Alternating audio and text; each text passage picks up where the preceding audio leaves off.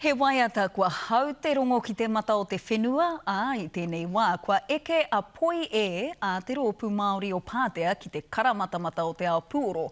Ko ia ko te waiata ina mata o te tau 2021 i ngā tohu Puoro motuhake o Aotearoa.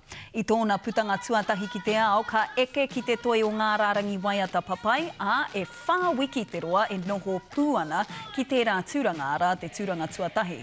Piti ki tēnā e rua te kaumārua wiki a poi ki ngā rārangi waiata papai o te motu. He tuatahi tērā mō tētahi waiata reo Māori. Hoi anō rā i te tau 2010 ka rangona anōtia te waiata ki te Kiriata Boy a Taika Waititi me te aha ka waihape ki te rārangi waiata o Aotearoa i taua tau. Ka whakawhiwhia te tohu nei ki te rōpū Māori o Pātea i te pōtuku taonga Tate Music ka tū a te mutunga o tēnei marama.